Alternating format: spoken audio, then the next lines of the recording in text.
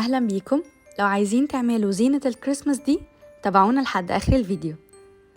أول حاجة هنحتاج قلم رصاص علشان نرسم بيه، كمان هنحتاج مسطرة هتساعدنا أوقات في الرسم، هنحتاج مقص ولازم حد كبير يكون معانا، وهنحتاج جلو أو صمغ، وكمان قلم دوكو أبيض. لما فيش قلم دوكو أبيض هنحتاج ورقة لونها أبيض وهنرسم عليها الحروف ونقصها. كمان هنحتاج شريط ساتين رفيع، وهنحتاج ورق لونه أحمر ده هنعمل عليه النجمة، وكمان ورقة لونها أخضر ودي اللي هنعمل عليها الشجرة بتاعتنا. يلا، أول حاجة هيكون معانا الورقة اللي لونها أخضر وهنرسم الشجرة بتاعتنا. هنحتاج في الأول نعمل زي مثلث كده، شكل مبدئي للشجرة، ده هيساعدنا ازاي نرسم الشجرة بشكل أحسن. بعد ما نرسم المثلث بشكل كويس هنعمل له جذع تحت ونعمل زي مثلثات بسيطة كده على الحرف علشان يطلع لنا شجرة الكريسماس المعروفة بالنسبة لنا. دلوقتي احنا هنحتاج نقصها، وزي ما اتفقنا لازم حد كبير يكون معانا علشان يساعدنا في القص. طبعا الزينة دي بتبقى حلاوتها في ان احنا كلنا متجمعين وبنعمل الحاجة مع بعض.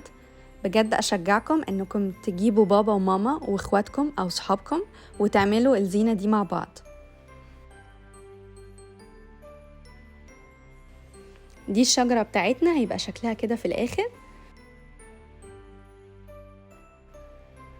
دلوقتي بقى هنحتاج نقص زي الشجرة دي 13 واحدة كمان بالظبط كده. احنا معانا 14 شجرة دلوقتي علشان تكفي كلمة ميري كريسماس. هنحتاج كمان ورقة لونها أحمر، والورقة دي هنرسم عليها النجمة بتاعتنا. بعد ما رسمناها طبعا هنقصها، وبرضو هنعمل من النجمة دي 13 نجمة كمان، يعني هيكون معانا 14 نجمة بالظبط كده. يعني هيكون معانا 14 شجرة و14 نجمة. الخطوة اللي بعد كده هنحتاج الجلو بتاعنا وهنلزق كل نجمة على شجرة بالطريقة دي. طبعا هيبقى جميل جدا لو حد يكون بيساعدنا لأنه العدد كبير. هتبقى بالشكل ده.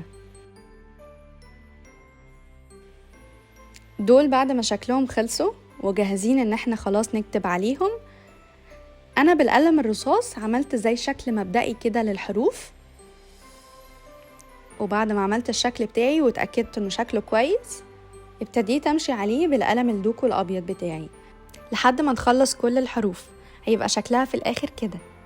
دلوقتي بقى نستخدم الساتانا، ساتانا لكلمة ماري وساتانا لكلمة كريسماس. هنبتدي نلزقها بالجلو. انا استخدمت الجلو عادي، لو عايز تستخدم مسدس شمع مفيش مشكلة، او اي حاجة تانية ينفع تلزق بيها. حطيت اول الكلمة واخر الكلمة علشان اقدر احدد المسافات ما بين كل حرف، لكن تقدر تلزقها بالطريقة اللي انت تحبها. طبعا دي زينة شكلها حلو جدا جدا، ينفع اعلقها عندي في الأوضة وهتبقى جميلة جدا في الكريسماس، او ينفع اديها هدية لحد صاحبي هتبقى مفاجأة حلوة قوي، او كمان ينفع اديها لحد مش قادر يجيب زينة جديدة السنة دي وهتبقى حاجة حلوة قوي منك. ده شكلها هيبقى في الاخر. لو عجبتك الفكرة دي اعملها وصورها لنا وحطها لنا في الكومنتس، ونشوفكم في الفيديو اللي جاي.